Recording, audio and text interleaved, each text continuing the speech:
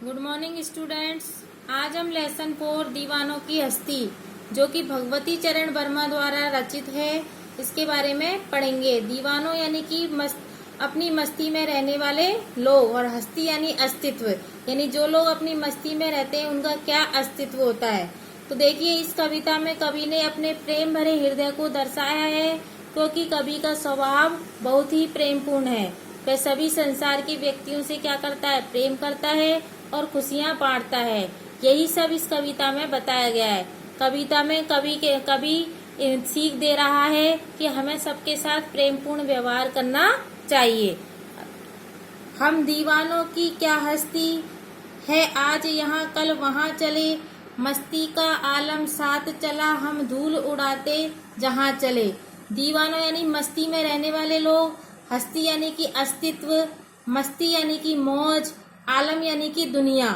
इसमें कवि बता रहे हैं कि जो मस्त मौला व्यक्ति के जीवन होता है वह आनंद और उल्लास से भरा हुआ होता है। वे जहाँ भी जाते हैं अपने साथ आनंद और उल्लास साथ लेकर जाते हैं। जिस प्रकार से हम धूल उड़ाते जहाँ चले, जिस प्रकार से धूल उड़ती चलती है, उसी प्रकार से दीवाने भी मस्ती का आलम उड़ाते हुए चलते हैं। आए बनकर उल्लास अभी आंसू बनकर सब चले, अभी सब कहते ही रह गए, अरे तुम कैसे आए कहाँ चले। जो मस्त मौला व्यक्ति होते हैं वे जहाँ भी जाते हैं उल्लास और खुशियां लेकर के जाते हैं। लोग भी उनके आने से आनंद में हो जाते हैं। कवि कहता है कि जो मस्त मौला व्यक्ति होते हैं वे रमता जोगी की तरह होते हैं। वे मन में उत्पन्न भावों की भांति कभी खुशी का संदेश तो कभी आंखों में बहते आंसू की तरह दुख का संदेश देते हैं। वे कहते हैं कि वे इतनी जल्दी आते जाते रहते हैं कि लोगों को पता ही नहीं चलता है कि तुम कैसे आए कहाँ चले, कि वो कब आए और कहाँ चले गए। किस ओर चले मत पूछो, चलना है बस इसलिए चले, जग में उसका कुछ लिए चले, जग को अपना कुछ दिए चले।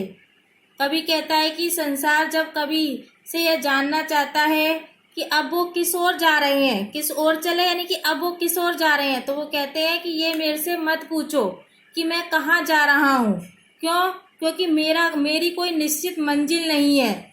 बस इसलिए चले क्योंकि मेरी कोई निश्चित मंजिल नहीं है। मैं चलता हूँ क्योंकि मेरा क्या है, जग में उसका कुछ लिए चले, क्योंकि मेरा ये स्वभाव है चलना। कवि कहते हैं कि संसार से कुछ ज्ञान लेकर और कुछ अपने पास से दे करके मैं यहाँ से जा रहा हूँ।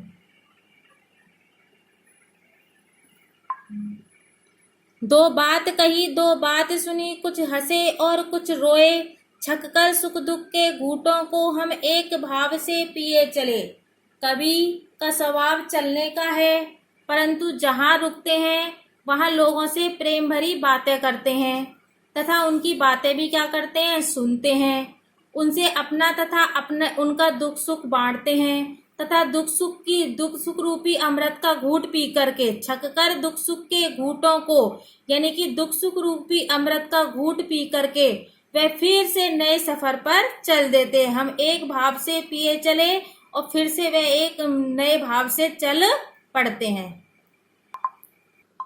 हम भिकमंगों की दुनिया में स्वच्छंद लुटाकर प्यार चले, हम एक निशानी सी उर पर ले असफलता का भाव चले। उर यानी हृदय। कवि के अनुसार यह संसार जो है भिखारी है। भिकमंगों की दुनिया में यानी ये संसार जो है एक भिखारी है। क्यों? क्योंकि इसके पास में प्रेम नामक धन नहीं है, किंतु कवि पूरी आजादी से सब जगह प्रेम लुटाते हुए चल रहा है। स्वच्छंद लुटाकर प्यार चले, पूरी आजादी से स्वतंत्रता से प्रेम लुटाते हुए आगे बढ़ता जा रहा है, क्योंकि कवि सारे संसार को अपना मानते हैं। इसलिए हम एक निशानी सी उर पर, इसलिए वह इतना प्रेम रखते हुए भी वह एक सफल सांसारिक ना बन पाए और असफलता को ले असफलता का भार चले और अपने साथ असफलता का भार लिए हुए चल पड़े हैं। अब अपना और पराया क्या आबाद रहे, रुकने वाले हम स्वयं बंधे थे और स्वयं हम अपने बंधन को तोड़ चले। आबाद यानी चलायमान रहने वाले। कवि के अनुसार संसार में कोई ना तो अपना है और ना पराया है। वे कहते हैं कि वे स्वयं इन बंधनों से बंधे हुए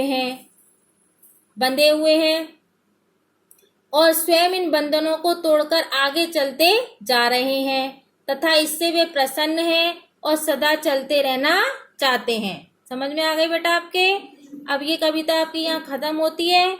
इसके जो प्रश्न उत्तर है वो मैं PDF बना के आपके व्हाट्सएप कर दूंगी बेटा, उनको आप होमवर्क में कर लेना।